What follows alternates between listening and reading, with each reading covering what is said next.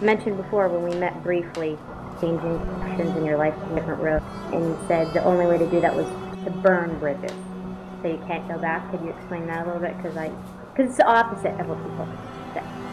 Well, I discovered that bridges are what bridges are. They bridge one place to another, one world to another, one person to another. And sometimes the best thing to do is to burn the bridge, because they can come to me or I can go to them. And if the relationship or the situation can't be altered, once the bridge is burned, no one can go anywhere. So a new bridge has to be built. So then the relationship can alter. The pattern changes. All those resources, habits, ways of life, way of thinking, influences are gone. So with the bridge burnt, if you burn enough bridges, like I did, you end up completely alone. Well, and it sounds like, I mean, even just the energy that I'm getting is that it's totally working for you. Yeah, it's put me in a position where I'm in hell half the time, and I'm in heaven the other. And so it's not that it creates dream world, fantasy land, wonderful, phantasmagorical things automatically. It's a journey, it's a process. It's like all the fairy tales and mythological stories. You leave what you know, you go out into the wilderness, whatever that is, and now you're facing demons and monsters that you never knew existed, and they challenge you. And you find out all kinds of things about yourself, because you get your butt kicked hard, and there's no bridges to go back. You can't go home. I burned off 20 years of a religious organization I was with. That also burned 20 years of friends. I gave up 4 businesses. 4? I gave up, I was partners in a number of businesses and what I was doing myself. I gave up being a homeowner and owning other properties. I gave up my money.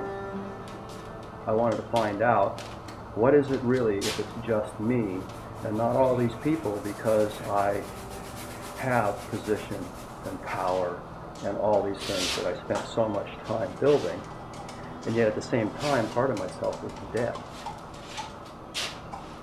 It nearly killed me. It took me getting to the place that going into the unknown, metaphorically speaking, going out into a desert where I don't know where there's water, food, shelter, covering, people, anything, that I had a better chance of survival there than the world I had actually created. So it sounds like this was a gradual thing for you. It wasn't like something you woke up and you were miserable and empty inside and had to make a change. No, I've been a scared little boy. I've been afraid in life. A scared little boy. Oh yeah. And I still am. Everybody is. Yeah. I'm not any different than anybody else. We're all solving and running away from the same group of problems and pleasures and joys and benefits. And I had found out a whole lot of stuff, and I knew how the world was, and I was running businesses and doing things in parts of the community, and I was typically in the leadership role position, so I knew, and no, we do this, we don't do that, and we make it work, and we make it work. Well, that becomes gangrene eventually, because it's entrenchment. No new ideas come in. It seems to have productivity and a good life, because the things, this illusion we live in, all this invented stuff we have, the culture we have is invented. Thomas Jefferson and a bunch of guys a couple hundred years ago said, England, we don't like you. We want to live this way. We want to live this way so bad, if you don't leave, we'll kill you. They succeeded. We live this way. Well, and I think it's interesting, most people, everybody does, and I think you are unique. And when I look at this, everything that you do around me kind of makes me think, everyone's here for a reason, kind of a thing, and you know, like when you look at a landscape, you know it's a landscape. But when you look at this, it always fascinates me because where does this come from? A landscape you see and you paint it as you perceive it. You know, a still life's a still life, a portrait's a portrait. But this stuff is amazing. I mean, where does this come from? Well, back when I was making these changes and beginning to look at it and started to step up to it, I decided I wanted to live inside out. And I wanted my inside to be outside. The fear part of me keeps me from saying what I really think or doing what I really want to do. I have to fit into this culture, my family, yada, yada, yada, all the way out. We're all doing that. And so the painting part, since that's what you're talking about here, is at that time I was living on the cliff edge of Napomo, overlooking all of the Santa Maria Valley and point south. That was my house. And I decided to start painting. Here's the second painting I ever painted. The first one is in here also. And I decided then that either what I'm going to paint is going to be kind of interesting, it's just a frisbee to throw off the back deck, because I was going to paint what was inside me, my view of the world, people, all of those things. And it was the beginning of getting out into the world what I think is more about what's really going on. We have the benefit of photography, all the computer stuff now, all this very detailed surface image of what's going on. But there's a whole nother world that's energetic. We meet someone and we immediately like them or don't. Or we grow to like them. And it isn't about what they look like, it's about who they are. So even countries use eagles or lions to symbolize their energy, their power, who they are. Well, we as people are the same way. We wear things, we do things to emulate whatever that energy or spirit or creature, that stuff we really don't have a good grip on, that's in there, that's moving us. So I'm more interested in energetically who you are. So if I were to do a portrait of you, and there's portraits of many people in here, it would not be those beautiful blue eyes you have and your long blonde hair.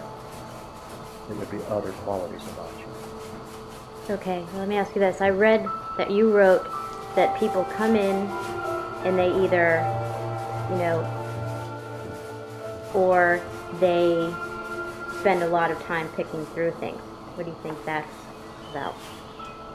The most succinct description of that I've had is a woman came in here one day and said, as she spun on her heels, "This is like walking into a Rorschach test. That's the ink blots that a psychiatrist shows you, and then there's no shape or form, and you just start talking." So that's what happens in here, because there's all this energy coming out of me onto these canvases. I've had the experience, like you just said, of people outside seeing it and not even coming in, turning on their heels and leaving, and then the other extreme, the most intimate conversations about dreams, their sexuality, their relationships, their family, the whole thing. And I believe it all has to do with the fact that somehow I've been able to access getting this inside stuff out in a way that's affecting people. And at first it was difficult to see people leave. And then I began to realize, well, actually, they heard or saw something. I affected them. And one of the other things I learned along with the burning of bridges is that rejection is the signpost that I'm on the right path. Because if I were not being rejected by the very groups of people I really don't want to be around, on an intimate basis anyway, then I'd be like them, birds of a feather flock together. So rejection can be a very, very good thing, because it moves you from one place to another and shows that there actually is a change taking place. So it's kind of neat, because it's kind of like you chose to take this different path and burned your bridges, and then realized when the people started coming in that it was the same kind of feeling that you were pushing away. Is that kind of what you're saying? Yeah, it's all woven together, and it's not always completely clear. And so there seems to be this distilling thing. I'm sure you've noticed that in any Well, I'm a surfer, lifelong surfer. If I go to the beach and I go in the water, who am I going to be around? Surfers. The ocean automatically draws the surfers to the spot. Snow skiing, same thing. Tennis, same thing. So there's an energeticness that seems to occur that like draws in like. And then there's also the repelling. If it isn't going to fit, it jumps away. So these people that jump away, it's fine. Painful once in a while, but fine. Sometimes some ugly things get said. That's never much fun. Well, do you get that? Because I paint, try to, I should say. And, you know, I hear that, well, I could do that when they look at abstract. Do you ever hear that? Oh, yeah. Yeah. I mean, that's part of the fun is the, you know, that's going on. And then there are paintings, because this is both my studio and a gallery, people are seeing some images that are in process. And so they'll see something and go, exactly that, oh, I could do that. And then they come back a couple months later and there's something else that's evolved there. That painting has talked to me more and more has gone into it and come out of it. And it's no longer that way. There are things in here that literally have taken me as much as 18 months to 2 years to paint, just because in the painting I was facing my demons, my monsters, so to speak. And it was all I could do to do battle, so to speak, and get away from it, and recover and go back again. So I work in these cycles and spurts, because this is really about my life. It's not about my job. It's not that I'm painting 40 hours a week to produce so many paintings to satisfy something. This is all about my experience in the world. So my joys and my tremors are all showing up. So that's why there's such a strong reaction. Okay, when I came in here, you said the gallery itself is a cauldron and a slingshot. Could you explain that?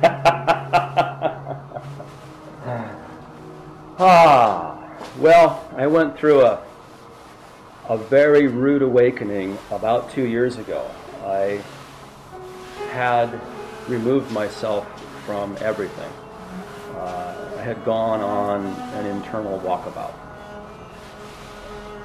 And I realized that, in a way, I ceased to exist. There was just me. And I had all of me. I pushed everything away. And I had me. And I knew where I began and ended and where you began and ended. Had a good grip on that. But I was just me, and I ceased to exist because I was no longer making objects regularly, and I was no longer in community or in relationship.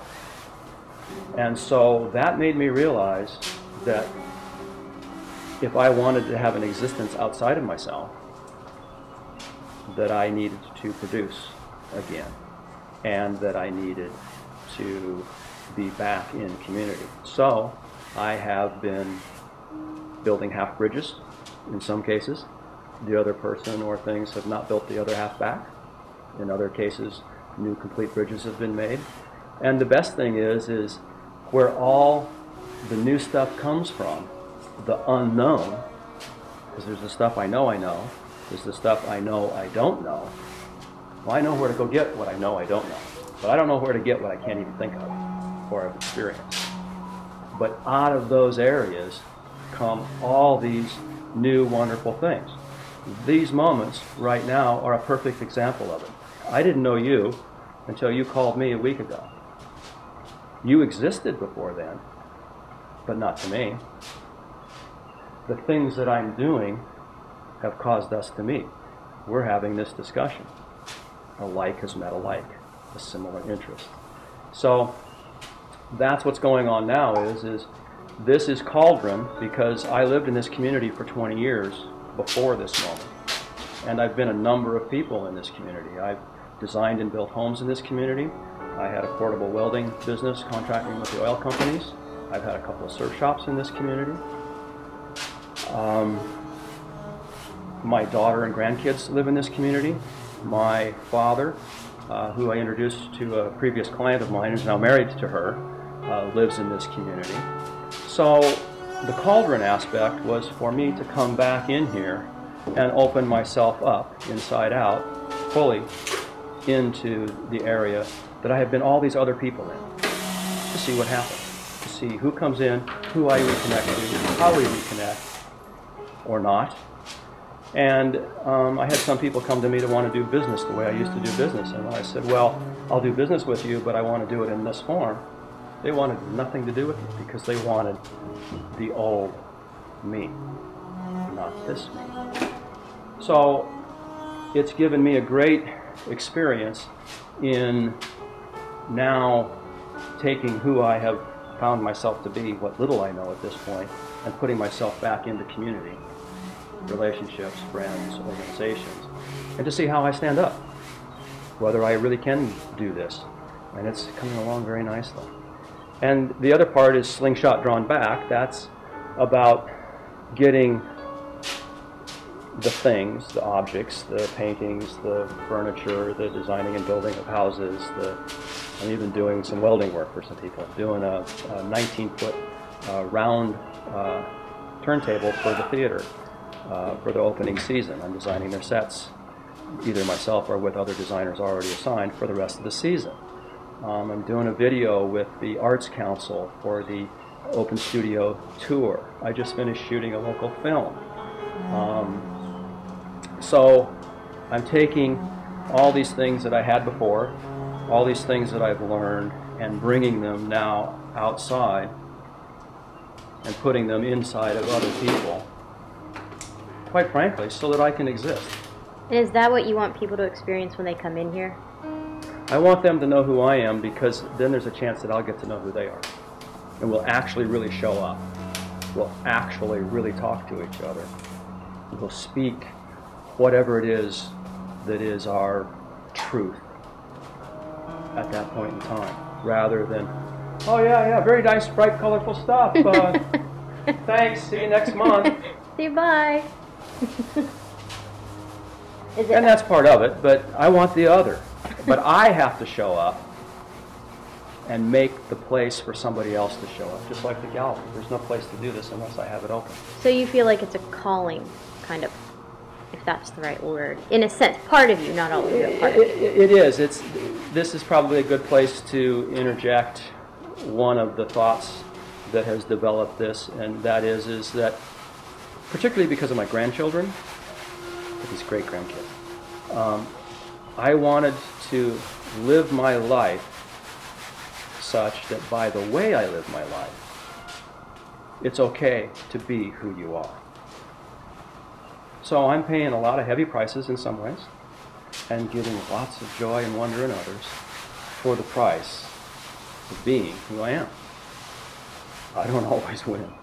Yeah, it must be the ultimate feeling, though. I mean, because you're, you know, like I said, when I came in here, I didn't prepare questions because I didn't, you know, I want to hear what you have to say in the natural flow kind of thing. But is it hard for you to stick with, probably not, but is it hard for you, when you rephrase this, to go back, not to go back to the way that you were because maybe it's easier? All of it's true. There is no person or no experience in my life that's not carrying forward with me. And so I have a longing and an angst for things that are gone and will never be again. One simple one is there's this little picture of my daughter who's now 32 years old, and she was 5. That one picture, when I look at that picture, I immediately start crying because she's gone. I can hug and hold my daughter, but that little girl that I used to tickle and bounce on my knee and all that stuff doesn't exist. On the other side, I find myself, in a sense, it's just another form of the addictions of life. I have had addictions to people who abused me. I liked the abuse. Low self-esteem, we call that. I have that in my life too. Some of those people are still around. I'm continually learning to grow and cope with that.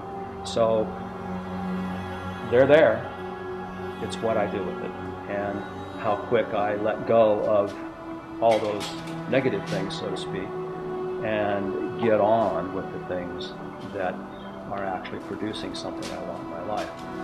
I still curl up in a little ball and cry. It's never going to go away. Yes, you can admit that. You know, that's really that. I don't think. Yeah, and that's going back to all these things I've been talking about.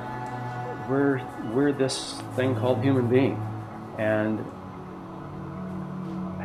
are we spirit? Are we animal? There are all these questions that are unresolvable. We've got all these systems of belief and thinking about it, and we're all finding our way. The one thing we have in common is we're all here, and we are all in pain a lot. And then there are those moments of joy and wonder. And it's, who knows what's next out beyond this life, but that's what this life's going to be full of. And I think the power that has come to me through all this is simply that acceptance of it. You know what? I'm going to get hurt again. What's that old lovely saying? Dance like no one's watching. Work like you don't need the money. Love like you've never been hurt before. I never heard that one. It's a good one. So often we carry our past experiences into the new one. Oh, it's the same job this way. Oh, it's the same guy this way. Oh, it's the same girl this way. But it isn't. We are all uniquely different. And if we take the time and get out of our own way, let ourselves show up, then the other person gets to show up who they actually are. I think that's so cool that I think the road you chose though, so many people are afraid to take, because I think 90% of people, you know, work 9 to 5, come home, you know, eat dinner and turn on the TV because they have to, or, you know what I mean? And it's so sad to me. I mean, I did the same thing for years, but, Well, I have my own version of it, and that's a good example of talking about a bridge to burn. Blow the TV up. Quit the 9 to 5. Burn the bridge. follow your heart. Follow your heart. Let me ask you this, one more question. Okay, so you knew you had to get all this out, and you knew you had to make a change. How did you know it was this? I didn't. This is, I knew I was a writer as a kid. I had a poem published by the State California Poetry Society, nice little success, and I had these wonderful little rejection slips going for some other stuff. And then I did what you just talked about. We got pregnant when we were 18. At 19, I was married and had a child. I was married for 25 years. I raised my family, I did business, and I did pretty much a version of what you just said. I lived that life, and it almost killed me. When I let go of that, then I started to actually hear myself again and follow that.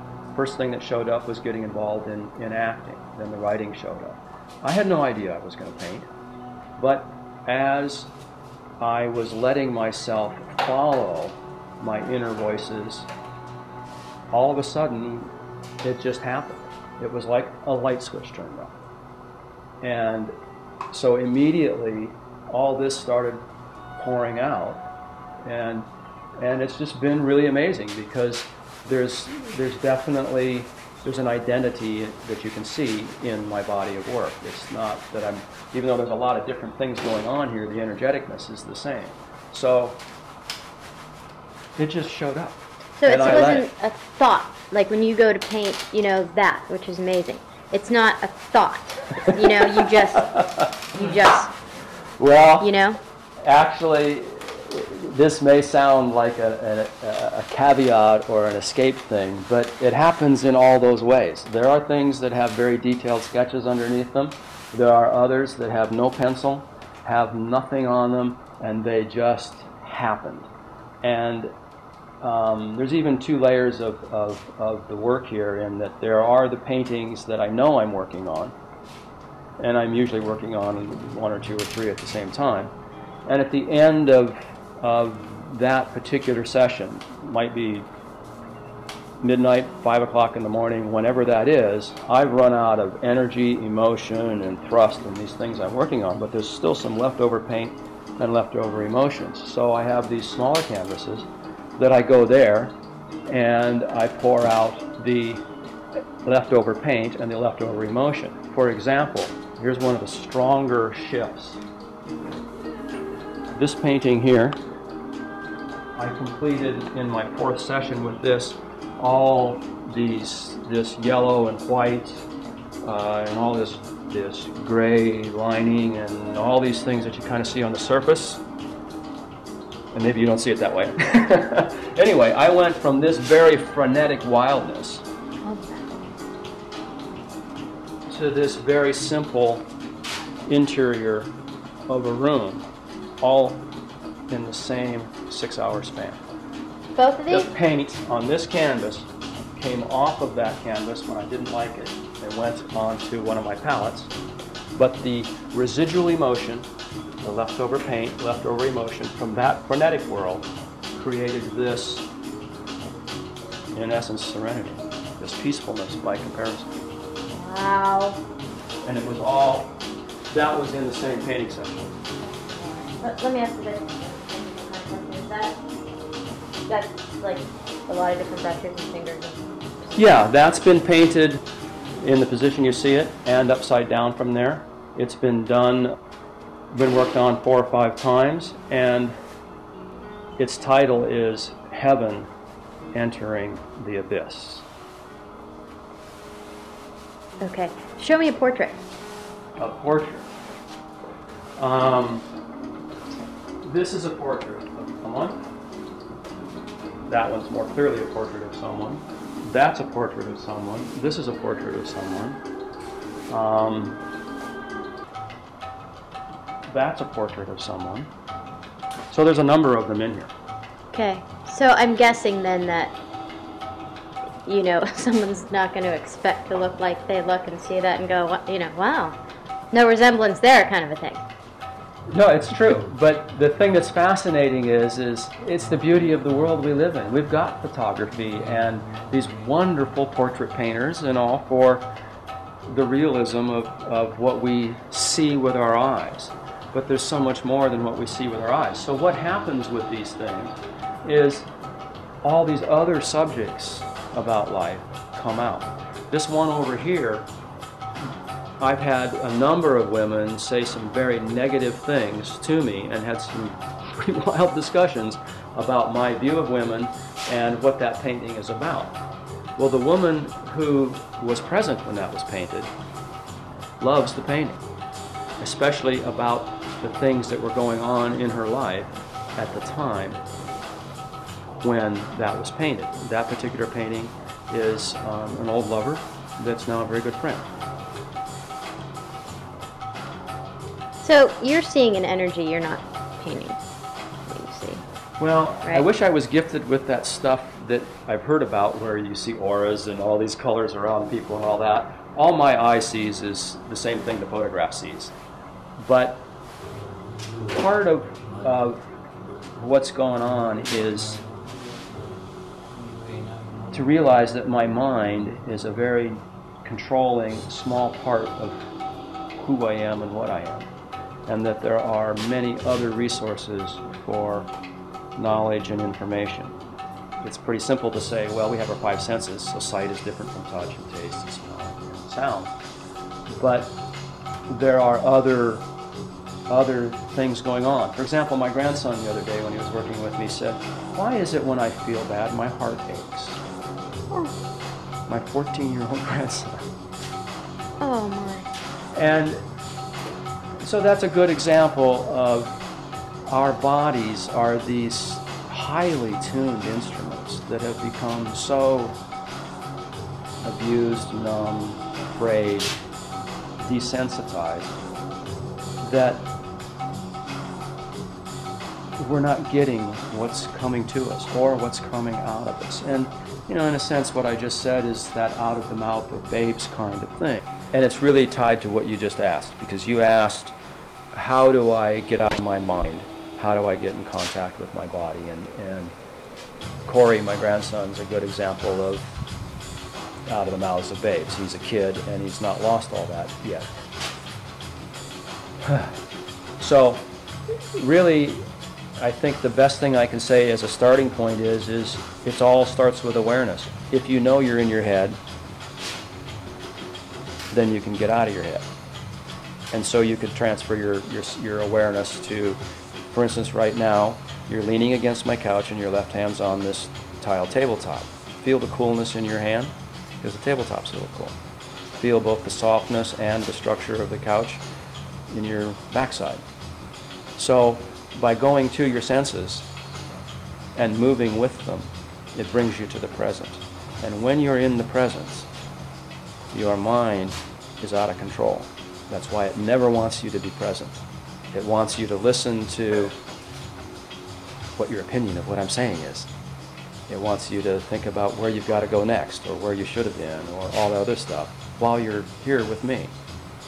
So, using your body to get you to the present, the mind loses its power, because you're now in the other parts of your consciousness, and you're functioning from there. Since you have some acting background, you mentioned, that's that magical moment in acting when you're present in what's going on, and everything just flows, and it's beautiful. And the director goes, "That's it!" And you go, "What did I do?" Because you don't even know. You forget. It's like seeing the magnificence of an animal. I like to think of a tiger or a lion just walking out on the veldt. And they're just there. They're not worrying about what they look like or anything. They're presence. And I think that's the key to the whole thing, is finding the things that bring you to the presence. You talked about yoga. Yoga definitely, in all those body stretches, takes you into your body and closes your ever listening, ever present, ever talking mind out, and you have to pay attention to that pain and that stretch and all those things. And then there's a release, because the mind has not been able to keep a hold of you, so the freneticism goes away. That kind of body armor shield stuff we're all carrying around, it goes away.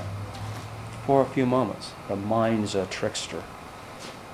It will disguise all kinds of things. It'll even make you forget what you just learned, so that it can keep running its control. Working against you almost. Mm-hmm. Ego. Ego, yeah. So we are much more than our minds. We are much more than the physical shell we're walking around in. Our friends, our family, our wealth, or lack of any of those things. The amazing thing is that all of this comes out of not having anything, but out of having nothing. It's all created out of nothingness. It's just energy. All of the various philosophical systems start with nothingness. God created out of nothing. Like the silence between the notes kind of thing. Mm-hmm. That's such a hard thing to practice. Yeah. It makes you curl up in a little ball and cry, throw things, scream, all sorts of stuff. And then all the other stuff shows up too. You get to meet new interesting people, do new things, and become better at things that didn't used to be. It's just the whole thing. Is there anything you want people to know about your gallery, or anything that you haven't covered? Well, come hang out. Let's find out who each other are. Cool. Okay. This is an aspect of, since we're really in my paint studio, and it's the painting thing that's created this. Everything in here that's the painting is the only part of my life that I can lay claim to as being pure. I've never taken an art class other than what we did in 3rd and 4th grade. In any form, whether it's school or gone to someone else to sketch or paint. And some people would say, yeah, it shows. The whole point of this for me is that even when people say, oh, you need to learn more about color, or you should go take a life drawing class or all that, the beauty of this is it's the only thing in my life that I have any chance of holding on to that's purely me. It's not, I learned how to put this color with that color from so-and-so, I learned how to sketch from so-and-so. It's also that I can't blame anybody for anything. There's no color, no texture, no stroke, or lack of on these canvases that I can attribute to anybody else. This is 100% pure, just me. And it's the only place in my life I can say that. It's, certainly I'm exposed. I know who Vincent van Gogh is and Picasso and all that stuff. But that's an awareness, it's not a training. So that's part of what all this is for me, is it's like a sacred ground for me because it's just me. It seems so strange to me because you're an actor, which to me seems to be the opposite of this. You know? I know. And there are those that would say I would do much better in life if I would focus on one thing, my dear. But there's too many things to come out. And in one version of dealing with this, I made the statement, and I've altered the statement now, but I made this statement. You should focus, is what would be said to me on all these things, depending on which part of my life somebody connected to. Focus on building houses, focus on painting, focus on writing, focus on acting, And I said, I do not want to die without having tasted and tried everything that I wanted to try. So, see, now I use the word try, and that fits with what I'm about to say. That I didn't care if I succeeded in whatever that means, but I wanted to do all these different things. And so I have been doing all these different things, and there has been, during part of that, not that much success. But in changing it to now I want all this to be outside of myself and create more objects, more community, now all kinds of things are happening and all these things are growing, and I'm having a hell of a good time. That's awesome. So it seems like it's finally coming together for you after... Yeah, after all these years, I've even, I don't know if I should say this, but I'm going to, all the different voices in my head, all my different personality aspects, they all have names. 4 years ago in my journal writing, I started writing with my left hand. I write predominantly with my left hand now, not my right, although I was right-handed all my life. The work in here is some left-handed, some right-handed. So what's happened is the cacophony of my voices have become much more orchestrated. So like an orchestra, I can hold off the woodwinds and let the drum go and let the trumpets come in and then let the French horn sing above. So you're just letting it flow. I'm letting it flow. You're not afraid of anything, you're just... Oh, I'm terrified half the time. Well, let me ask you this. Do you meditate, or how do you get to that place of stillness that I think everyone is looking for? Really? I start every day by journal writing. That's just me and getting it outside myself on the paper. It's amazing what that will do. I gave myself, as I've already said, this implosive journey into myself, and I burnt all the bridges around me and isolated myself. Although I still had to do all the normal stuff, make a living and yada, yada, yada. But it's that taking time for myself, and I do it daily. That gives me the centeredness to know where I'm at and how I'm feeling and thinking about something, to move into the next moment, rather than being so caught up in all the spin of everything and letting it move me. It still happens. Not immune. I'm still struggling. I think that's the point of the whole thing, is to get out of this part of our mind that's got control of everything and take the time, moment by moment, like we did a little bit ago with your hand on the table, getting to the present. There's a whole different energy because we're standing in this corner of my studio around these things. If we were standing in the doorway, there would be a different energy flowing right now, because that stuff out there would be affecting us. Even something as simple as the coolness of the breeze. But there's somebody out there opening up a package and sitting next to his bicycle. I've caught that out of the corner of my eye. I've taken that out there and brought it in here because I'm present. Fortunately at the moment. So I'm aware of what's going on out there, but I can still stay here. But I'm more present if I let that go and I just stay right here with you. And so that's the thing for all of us, is being present. But to me, that's enlightenment, and I think that, do you feel like you took this path, like you're chosen for this kind of a thing? Because I just don't think most people take the time to learn that about themselves, or even might take the time but never reach the clarity of thinking and the feeling and opening yourself up to let it in that you have. It would be wonderful to say I had a calling. It makes it something big and grandiose and wonderful in the way we think. I like to think that it's just like although I chopped all of it off last night, but my curly hair. You did. Yeah, I gave myself a haircut last night.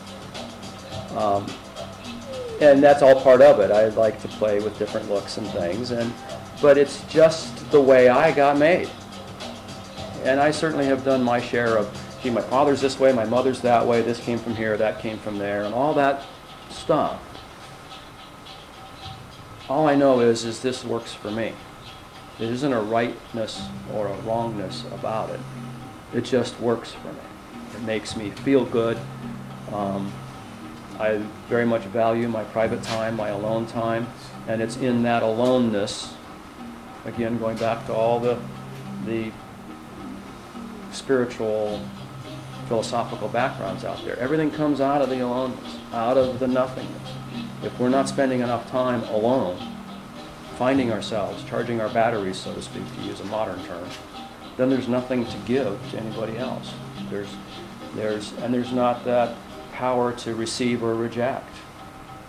Because I know in my own case, I was just lost. It's like, well, how loud or soft do I speak? Do I speak my mind or not? What do I do? And that seems to go away on a much larger basis. Even with acting? Oh, yeah. Because to me, that's the ultimate judge. You know what I mean? You can only, you have to look this way, you have to speak this way, you have to stand this way, you know what I mean? Kind of a thing? Yeah, hit your marks and know your lines.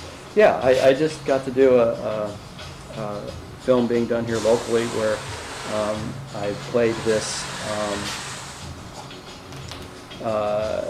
older hippie kind of guy, and my beard was out scruffy. I'm quite graying now. They dyed my hair and mascaraed me up, and everything was this dark auburn brown, and I looked 15 years younger. It's like, who is that guy? And at the same time as I was finishing that film up, because I'm involved with a little theater, the director of the fall season asked me to audition for Nick in Funny Girl, the male lead. Wow, he asked. Very cool. Well, when I went to do the audition, I'd been on this film set all day. I was tired. I was in all this makeup from that, and I didn't transition. I don't transition well sometimes. I blew the audition big time. Really, really bad. So, it just can't be the kid on the playground that hit it every time. And so it's okay. And I learned some nice things, and I'm working with him on the set stuff anyway, and got a great new friend and somebody to play with. And, I fell off the high bars. That's all. Right? That's neat. That's really cool. Okay. Anything else? Well, I was given the gift of gab, so there's a lot I could say. So really, if anybody's interested, come down. Let's talk and hang out and make some stuff.